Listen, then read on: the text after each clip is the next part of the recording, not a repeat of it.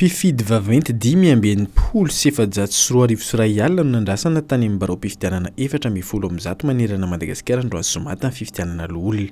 Raha ny teto Antananarivo sy ny manodidina dia azo lazaina ho nisy ihany ny fahavitrihan'ny lehibe ny tanàna sy ny mpanolotsain'ny tanàna mandrafitra mpifidy. Talohan'ny nivoahan'ny barao mpifidianana dia efa nilahatra ireo mpifidy nefa ny adidiny.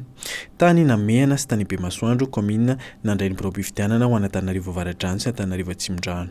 Natratra 4,9 isanjato ny tapavitrihana tao atsimondrano tao aorian'ny fikatoanan'ny barao mpifidianana. 4,4 isanjato izany tapavitrihan'izany tao avaradrano. 2,10 isanjato ny mpifidy kosa ny tonga nandatsabady teny nanisana ho an'ny commune Antananarivo Nihoatra araka ny efa nambara dia tsy tonga ny fidy ireo mpanolotsaina mpanohitra avy amin'ny dima sy ny komba. Tonga ny rodorodi niaraka tamin'ny ben'ny tanàna Antananarivo kosa ireo mpanolotsaina IRK. Efa tamin'ny volana marsa 2024 no nangataka ody an-tanindrazana ireo mpiasa malagasy maro nohona sy niasa tany Arabie Saoudite saingy any Arabie teo vao tanteraka izany fangatahana izany. Efa tamin'ny 20 novambra ny daty ny faharitana voalohany iverenan'ireo an-tanindrazana. Efa nahimotra tamin'ny voalohan'ny volana Desambra fa ny 9 Desambra lasa teo vao tanteraka. Mbola maromaro ny pitsopitsony tsy maintsy narahina tamin'ny fampodiana azy ireo. Araka ny azon'ny ministeran'ny Arabie tena ampodiana teto an-tanindrazana ireo Teratany Malagasy reto na dia teo aza ny fikatonan'ny sistany satria nosokatsino refy izy ireo.